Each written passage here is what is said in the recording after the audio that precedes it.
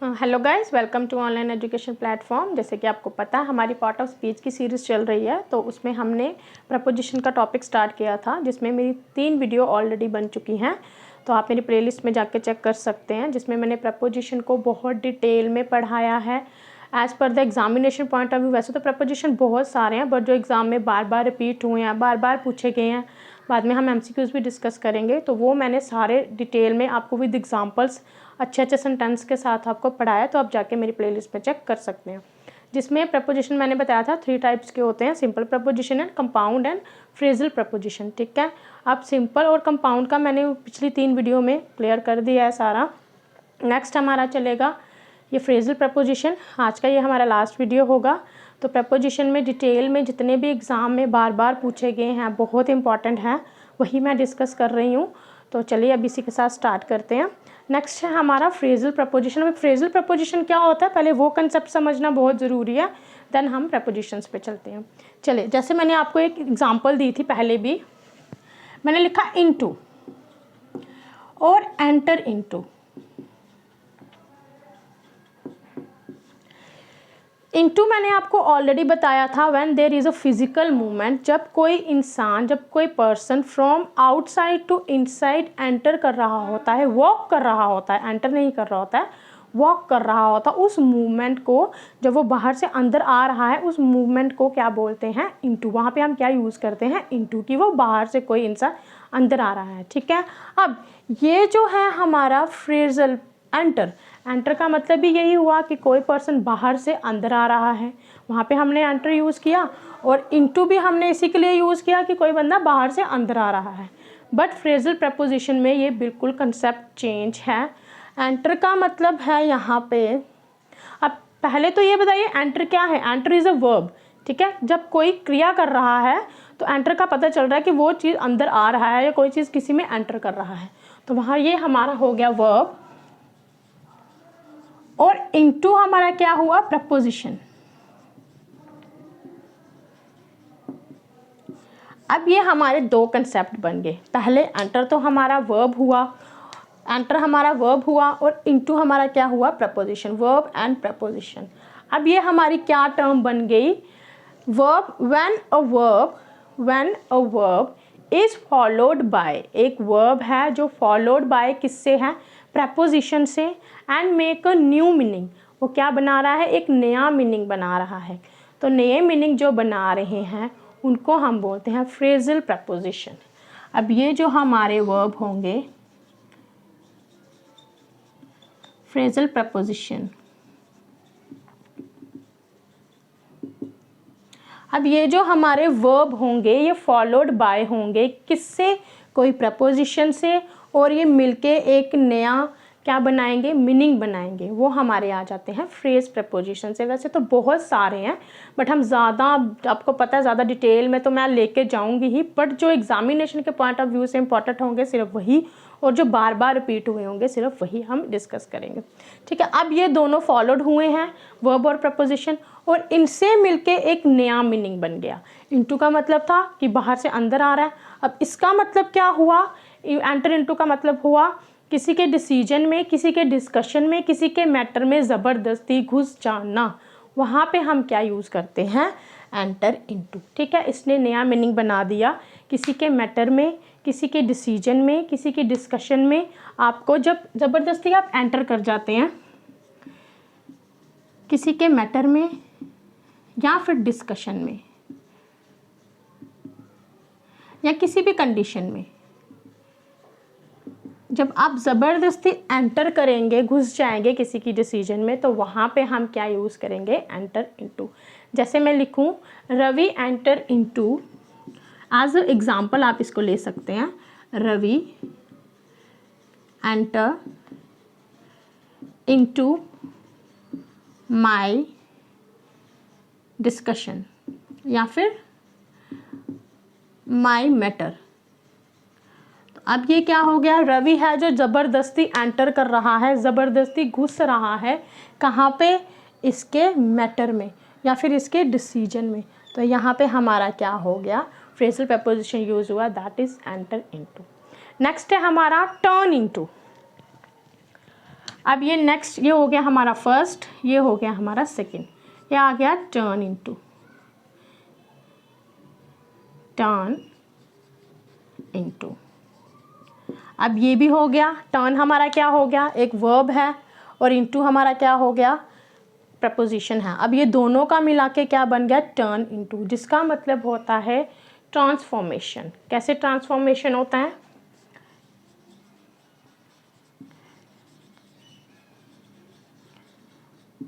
ठीक है, ये हो गया ट्रांसफॉर्मेशन। कैसा ट्रांसफॉर्मेशन होगा, जब ये मैंने आपको बताया था, जब कोई चीज़ स्टेट, अब हम बोलते हैं सॉलिड चेंज इनटू लिक्विड, या फिर लिक्विड चेंज इनटू गैस, या फिर solid change into gas. Gas तो नहीं होता वैसे, but solid change into liquid. अब अगर ये सारी चीज़ें हम चेंज के लिए बोलेंगे तो यहाँ पे हम टर्न भी यूज़ कर सकते हैं, that solid change into liquid, या लिक्विड चेंज इनटू सॉलिड। तो हम वहाँ पे टर्न भी यूज़ कर सकते हैं, सॉलिड टर्न इनटू लिक्विड। अब ये क्या हो गया हमारा ट्रांसफॉर्मेशन, केमिकल ट्रांसफॉर्मेशन की, एक चीज़ से दूसरी चीज़ जब चेंज हुई। तो यहाँ पे हम लिख सकते हैं सॉलिड टर्न्ड इनटू लिक्विड, ठीक है। तो ये जो हमारा टर्न्ड इनटू हो गया, ये हमारा क्या हो गया, preposition, that is phrasal preposition. Next है हमारा ब्रेक इनटू। अब थर्ड हमारा क्या हो गया, ब्रेक इनटू, ब्रेक इनटू, ठीक है। अब एज ए वर्ब देखा जाए तो ब्रेक का मतलब क्या होता है, किसी चीज़ को तोड़ना, ठीक है। और इनटू जब लग गया तो ये हमारा क्या बन गया, प्रपोजिशन। अब ब्रेक का मतलब हो गया तोड़ना, इनटू हो गया किसी के मतलब अंदर, बाहर से अंदर वो करना, एंटर करना। बट जब ये एक साथ मिलके फ्रेजल प्रपोजिशन बना रहे हैं तो इसका मतलब हो जाता है ज़बरदस्ती कहीं पे किसी चीज़ को सपोज हम बोलते हैं किसी चीज़ को फोर्सफुली ज़बरदस्ती किसी चीज़ में एंटर कर जाना, ठीक है। इसका मतलब हुआ, ब्रेक इनटू का मतलब हुआ टू एंटर फोर्सफुली, ठीक है। ये पूरा का पूरा मतलब ही चेंज हो गया कि ब्रेक का मतलब हो गया तोड़ना, बट इनटू हो गया प्रपोजिशन। जब ये मिलके हो बन गया तो यहाँ गया टू एंटर फोर्सफुली, ज़बरदस्ती किसी के घर पे या किसी के, वो तो जो मैंने आपको ये बताया था एंटर इनटू का था कि ज़बरदस्ती किसी के मैटर में इंटरफेयर करना या किसी के मैटर में घुसना, किसी की बातचीत में घुसना, किसी की डिस्कशन में घुसना। बट ब्रेक इनटू का मतलब हो गया ज़बरदस्ती किसी के घर में घुस जाना, ठीक है। तो हम ऐसे इसके एग्जाम्पल लिख सकते हैं, A thief were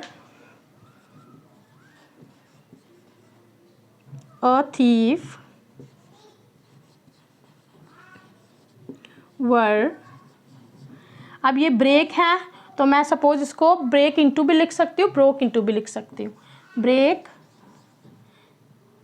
या फिर ब्रेक इनटू माय होम, ठीक है।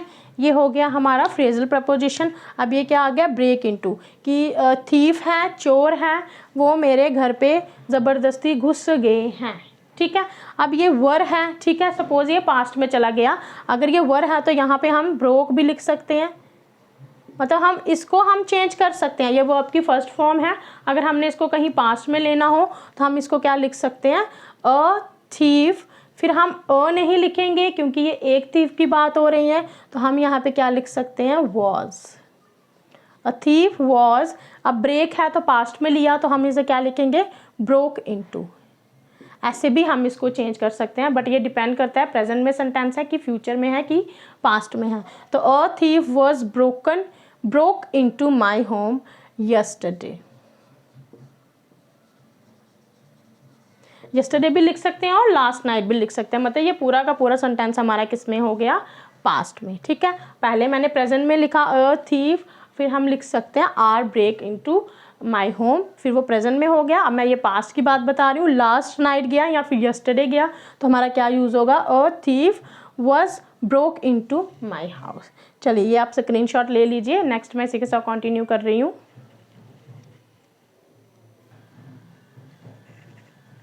चलिए नेक्स्ट है इसके साथ हमारा look into and see into. Look into या सी इनटू, ये सेम मीनिंग हुआ हमारा। लुक इनटू और सी इनटू ये सेम मीनिंग है। अब लुक का मतलब क्या हो गया, देखना, और सी का मतलब भी क्या हो गया, देखना। ठीक है, लुक इनटू या सी इनटू, जब ये फ्रेजल प्रपोजिशन बने, एक प्रपोजिशन के साथ मिलके जब वर्ब मिलता है तो हमारा पहले भी बताया मीनिंग पूरा चेंज हो गया। तो इसका लुक इनटू का क्या मतलब हो गया, इन्वेस्टिगेशन। ये हमारा हो गया इन्वेस्टिगेशन। ठीक है, इन्वेस्टिगेशन हो गया।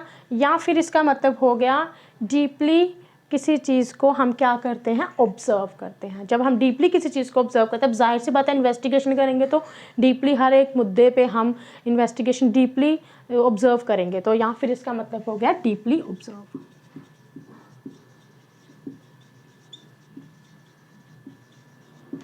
ठीक है, अब जैसे सपोज ये हो गया हमारा लुक इनटू या सी इनटू, मतलब हो गया हमारा डीपली ऑब्जर्व, किसी चीज़ पे हम जब ऑब्जर्व करते हैं। चलिए एक सेंटेंस देती हूँ, उसके साथ हम इस चीज़ को करते हैं। जैसे मैं बोलूँ, police look into this case. ठीक है, अब लुक इनटू क्या हो गया, इन्वेस्टिगेशन हो गया कि पुलिस है वो क्या कर रही है, इस केस पर इन्वेस्टिगेशन कर रही है। तो यहाँ पे हमारा ये पूरा का पूरा सेंस चेंज हो गया, दैट कि पुलिस है वो क्या कर रही है, लुक इनटू कर रही है। ठीक है, नेक्स्ट है हमारा थ्रू या फिर अक्रॉस। चलिए नेक्स्ट इसके साथ हमारा आ गया अक्रॉस एंड थ्रू। अब अक्रॉस और थ्रू का मतलब क्या होता है, अक्रॉस होता है from one point to another या फिर one side to another. Suppose बीच में एक रिवर है, आप इस पार हो और कोई भी आपका फ्रेंड या कोई भी पर्सन वो उस पार है, तो हम क्या बोलेंगे, from this side to from this side to that side. इस साइड से उस साइड की तरफ जब हम कोई बात करेंगे वहाँ पे हमारा क्या यूज़ होगा, across, from this to that side. ठीक है, ये तो पहले भी आपको बताया था, दिस का यूज़ होता है for short distance and that का यूज़ होता है फॉर लॉन्ग डिस्टेंस। तो ये यहाँ से वहाँ तक की बात। अब थ्रू का क्या मीनिंग हुआ, कोई भी मीडियम जब यूज़ होता है, सपोज ये यहाँ पे और यहाँ पे, ये हो गया from one point to another, across use हो गया।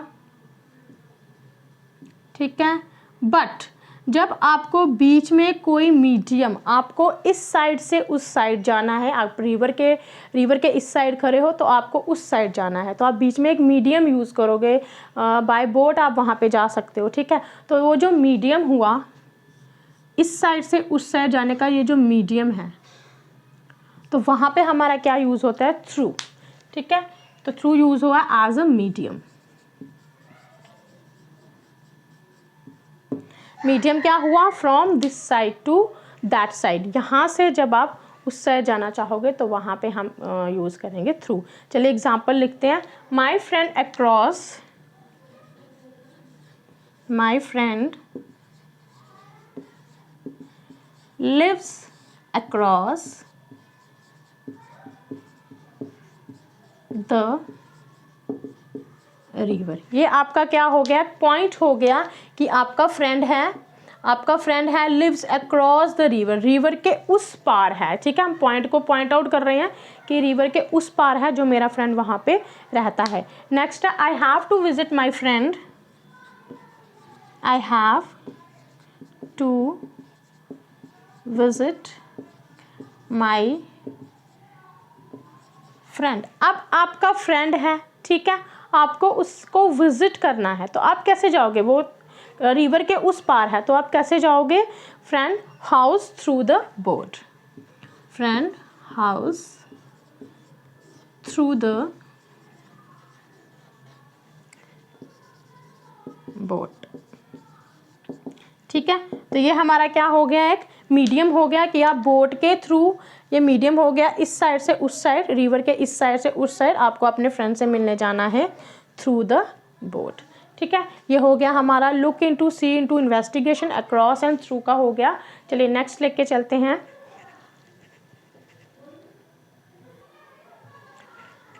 चलिए नेक्स्ट है हमारा in spite of and despite.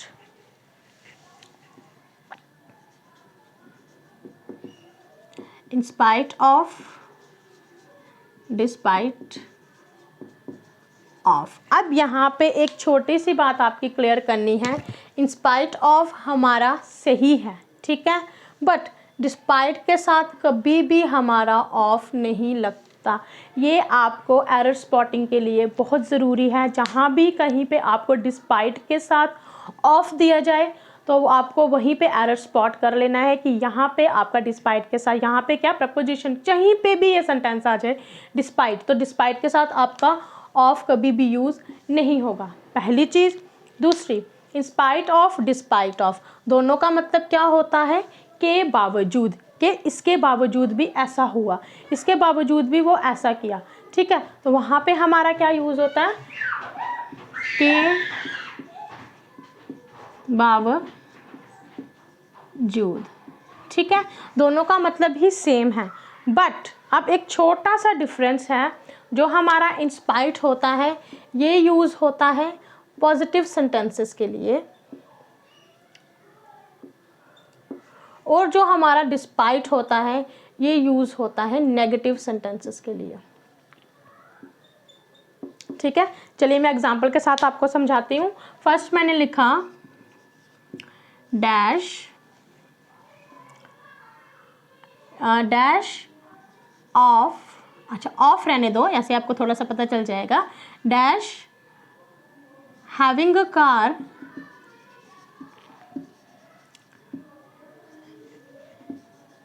He, dash having a car he could not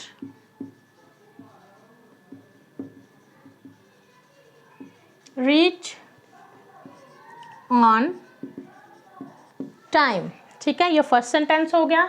second है हमारा dash being late he was allowed to enter the class, ठीक है। ये हमारे हो गए दो सेंटेंसेस, ठीक है। फर्स्ट मैंने लिखा dash dash having a car he could not reach on time. अब आपको एक छोटा सा यहाँ पे डिफरेंस देखना है, कैसे, देखिए, जैसे सपोज हैविंग अ कार, अब इसका ये सेंटेंस तो पॉजिटिव है, ठीक है, हैविंग अ कार ये पॉजिटिव चीज़ हो गई कि हाँ उसके पास गाड़ी है, but he could not reach on time ये क्या हो गया हमारा नेगेटिव सेंटेंस, ठीक है। बट आपको जिसके साथ इन स्पाइट ऑफ या डिस्पाइट लगाना है, आपको सेंटेंस का वो पार्ट देखना है, दूसरा पार्ट नहीं देखना है, ठीक है। अब ये इसके पास कार है तो ये यहाँ पे क्या आएगा, इन स्पाइट ऑफ, क्योंकि कार उसके पास है, दैट इज पॉजिटिविटी, बट वो लेट, वो हमेशा लेट ही पहुंचता है, वो कभी टाइम पे नहीं पहुंचता, तो ये तो हमारा नेगेटिव सेंटेंस हो गया, दूसरा पार्ट इसका नेगेटिव है, बट जिसके साथ हमें इंस्पाइट यूज़ करना है वो हमारा पार्ट क्या होना चाहिए, पॉजिटिव। तो ये पार्ट हमारा पॉजिटिव है कि हैविंग अ कार, उसके पास गाड़ी है, अच्छी बात है जी उसके पास गाड़ी है, बट यहाँ पे हमें क्या यूज़ करना है, इंस्पाइट। नेक्स्ट पार्ट को नहीं देखना है, आपको इसी पार्ट को देखना है कि इंस्पाइट कहाँ पे यूज़ हो रहा है, क्योंकि उसके पास गाड़ी है। अब नेक्स्ट डिस्पाइट के साथ मैंने पहले ही बता दिया आपको कि डिस्पाइट के साथ ऑफ यूज़ नहीं करना है। हम क्या लिखेंगे, डिस्पाइट बीइंग लेट। अब लेट होना खुद में एक नेगेटिविटी है, कहीं पे भी आप लेट पहुँचोगे तो वो आपकी नेगेटिविटी हो गई। तो यहाँ पे ये इस सेंटेंस का इतना इतना हिस्सा लेना है, ये डिस्पाइट बीइंग लेट, लेट होने के बावजूद भी उसको क्लास में हमने या किसी ने भी उसको क्लास में एंटर करने के लिए दे दिया, तो ये हमारा सेंटेंस हो गया पॉजिटिव। पॉजिटिव है बट इसका फर्स्ट जो पार्ट है ये नेगेटिव है, जिसके साथ हमको डिस्पाइट लगाना है।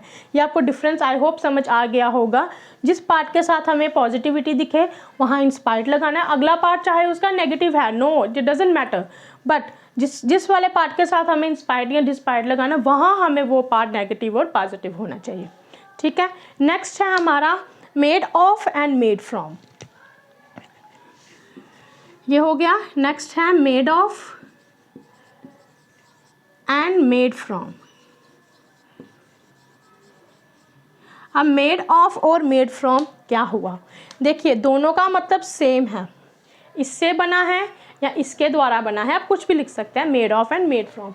बट ये यूज़ कहाँ होगा, किन चीज़ों के लिए यूज़ होगा? मेड ऑफ यूज़ होता है जहाँ पे आपका फिजिकल रिएक्शन, फिजिकल चेंज का अपीयरेंस चेंज हो, फिजिकल अपीयरेंस चेंज हो, वहाँ पे हम क्या यूज़ करेंगे? Physical appearance changed, has been changed लिख दो। और यहाँ पे हमारा हो गया chemical change, chemical appearance changed.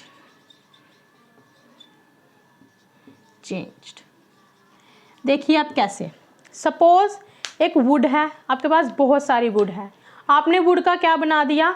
Furniture. तो वुड वुड ही रहेगी, वुड तो चेंज नहीं होने वाली है, वुड तो वुड ही रहेगी। तो वो हमारा सिर्फ फिजिकल अपीयरेंस चेंज हुआ है, वुड वुड ही रही है, बट वो सिर्फ उसका फिजिकल अपीयरेंस चेंज हो गया कि लकड़ी को आपने तोड़ मोड़ के फर्नीचर बना दिया। वहाँ पे हमारा क्या यूज़ होगा?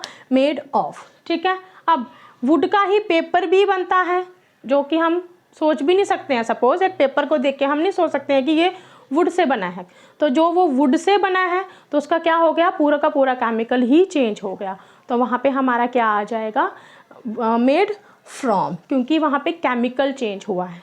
समझ आया ये डिफरेंस? सपोज जब कोई फिजिकल चेंज हुआ, वुड का फर्नीचर बना तो मेड ऑफ हो गया, वुड का ही पेपर बना दैट इज़ केमिकल चेंज, तो मेड फ्रॉम हो गया। ठीक है, एक और एग्जांपल आपको देती हूँ। जैसे सपोज मैंने लिखा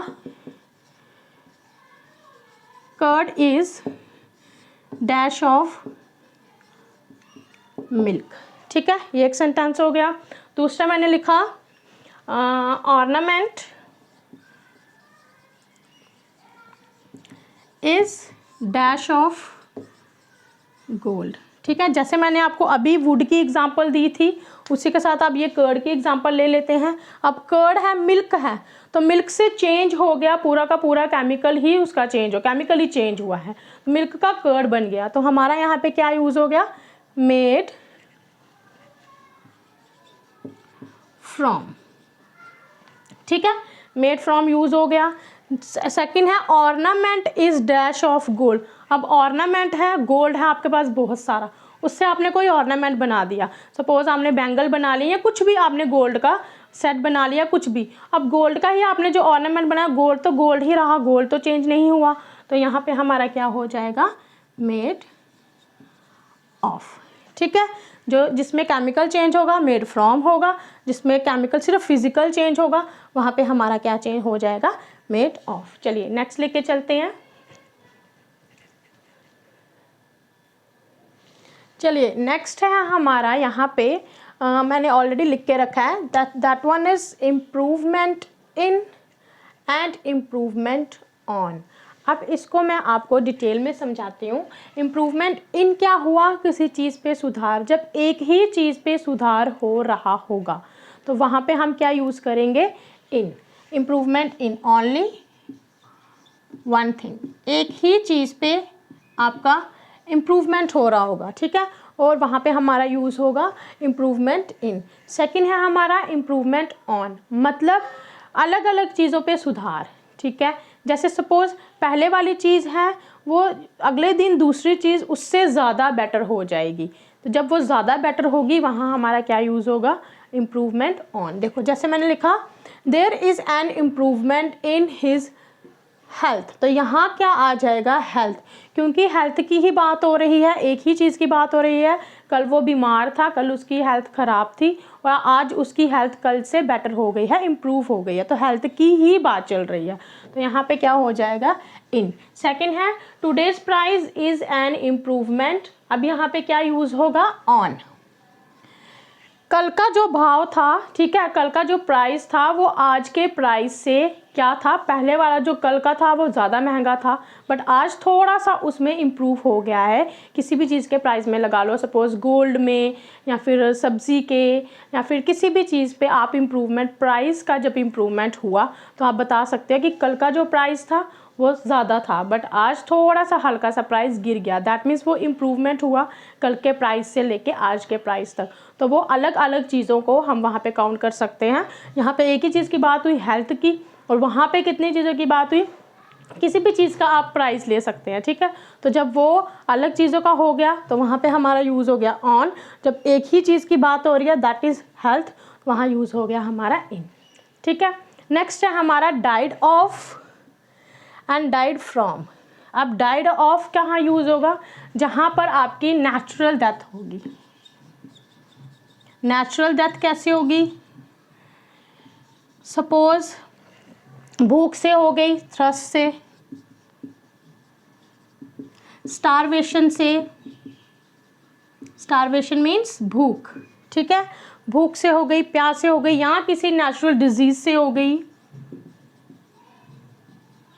तो वहाँ हमारा क्या यूज़ होता है, डाइड ऑफ। और डाइड फ्रॉम कहाँ यूज़ होगा, जो हमारी फिजिकली इंजर्ड से कोई डेथ हो गई, सपोज एक्सीडेंट हो गया, गॉड फॉरबिड ऐसा ना हो, ठीक है, सपोज कोई एक्सीडेंट हो गया या फिर कोई फिजिकल इंजर हो गई या कोई बाउंड हो गया, तो उसी के रीज़न से आपकी डेथ हुई, आपकी नहीं मेरी हुई, किसी की भी नहीं हो, गॉड फॉरबिड ऐसा ना हो, तो वो वहाँ पे हम क्या यूज़ करेंगे, डाइड ऑफ, ठीक है। यहाँ पे सपोज फिजिकल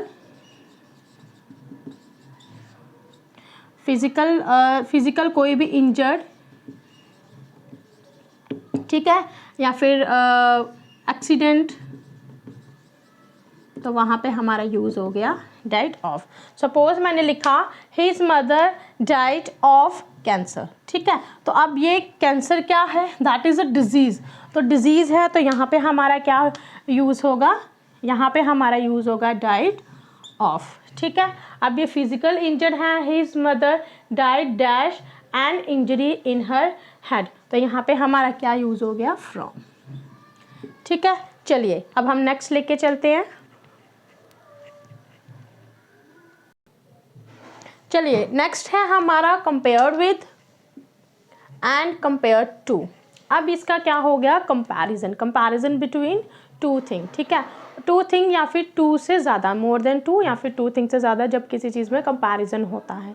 बट कंपैरिजन होता कहाँ पर है, जहाँ पर सिमिलर चीज़ों का कंपैरिजन हो, जहाँ पे सिमिलर चीज़ों का कंपैरिजन हो वहाँ पे हम यूज़ करते हैं कंपेयर्ड विद, और जहाँ पे डिफरेंट चीज़ों का कंपैरिजन हो वहाँ पे हम क्या यूज़ करते हैं, कंपेयर्ड टू, ठीक है। जैसे मैं लिखूँ यहाँ पे सिमिलर कैटेगरी,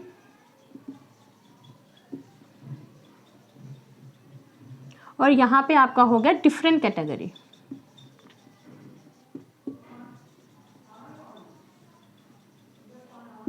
ठीक है। सिमिलर कैटेगरी में हमारा क्या हो गया, सपोज ये सिमिलर है, ये डिफरेंट है, देखो जैसे Shakespeare's poetry is compared dash Kalidas poetry. अब यहाँ पे सिमिलैरिटी ही है, यहाँ पे मैं आपको बता रही हूँ, Shakespeare also a poet and Kalidas also a poet, ये इंग्लिश का पोइट है, ठीक है, और ये हिंदी का कवि, जिसको हम कहते हैं कवि, वो भी पोइट्री हो गया, ठीक है। तो अब ये दोनों में क्या है, सिमिलैरिटी, दोनों की पोइट्रीज को कंपेयर किया जा रहा है, तो जहाँ पे सिमिलैरिटी होती है वहाँ क्या आ गया, विद, तो ये हमारा हो गया Shakespeare poetry is compared with Kalidas poetry, ठीक है। नेक्स्ट है हमारा अब ये आ गया different category. Different category means जैसे मैंने यहाँ पे लिखा है anger is compared dash fire, तो एंगर को किसके साथ कंपेयर किया है, एंगर को कंपेयर के साथ किसके साथ कंपेयर किया, फायर के साथ। एंगर क्या है, दैट इज ह्यूमन बिहेवियर, ये तो हो गया हमारा ह्यूमन बिहेवियर,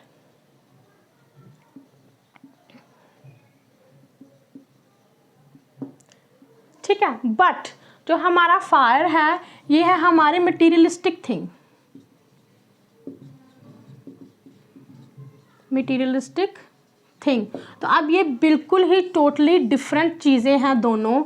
फिर भी हम बहुत सारी पोइट्रीज़ में आपको ये सुनने को मिलेगा कि एंगर क्या है, एक तरह का फायर है, गुस्सा क्या है, एक आग है जो 10 मिनट में 5 मिनट में कुछ भी जला सकती है, ठीक है। तो वही चीज़ हो गई, एंगर है जो कि किसके साथ कंपेयर किया है, फायर के साथ, बिल्कुल अपोजिट कैटेगरी के साथ, डिफरेंट कैटेगरी के साथ इसको कंपेयर किया है, तो वहाँ पे हमारा क्या यूज़ हो गया, टू, ठीक है। नेक्स्ट है हमारा accused of, accused by. Accused means suppose जिस पर कोई इल्ज़ाम लगा हो, कोई क्राइम हुआ जिस पर इल्ज़ाम लगा हो, और एक्यूज्ड बाय वहाँ यूज़ होता है जिसके द्वारा उसको इल्ज़ाम दिया गया हो, तो वहाँ पे हमारा यूज़ होता है एक्यूज ऑफ, एक्यूज बाय, जिस पर क्राइम का कोई भी इल्ज़ाम चढ़ा हो, फर्स्ट थिंग दूसरा अक्यूज्ड बाय, जिसके द्वारा आपको वो अक्यूज्ड बाय वहाँ यूज़ होगा जिसके द्वारा आप पर वो इल्ज़ाम लगा हो। तो जैसे यहाँ पे मैंने एग्जांपल लिखी है, Ravi is accused dash murder. अब रवि पर इल्ज़ाम है किसका? मर्डर का, तो यहाँ पे क्या आ जाएगा? ऑफ। सेकंड है Ravi is accused dash his brother. तो अब ब्रदर है, किसके द्वारा इल्ज़ाम लगा है? ब्रदर के द्वारा, तो हमारा यहाँ पे क्या हो गया? Accused by. ठीक है, आई होप ये सारे आपको प्रपोजिशन समझ आ गए होंगे as per the simple compound, वो पिछली वीडियोज़ में आप देख लेना। और ये लास्ट था हमारा फ्रेजल प्रपोजिशन। आई होप यहाँ तक आपका सारा कंसेप्ट क्लियर हो, और मैंने सबके सब जो इम्पॉर्टेंट है एग्जामिनेशन में बार बार पूछे जाते हैं वहीं से आपका ये कंसेप्ट क्लियर किया है। तो अगर आपको ये पसंद आए तो लाइक करिए, जितना हो सके शेयर करिए, इससे हमें बहुत मोटिवेशन मिलता है। तो नेक्स्ट हम अगली वीडियो में अगले टॉपिक के साथ हाजिर होंगे, तब तक के लिए थैंक यू।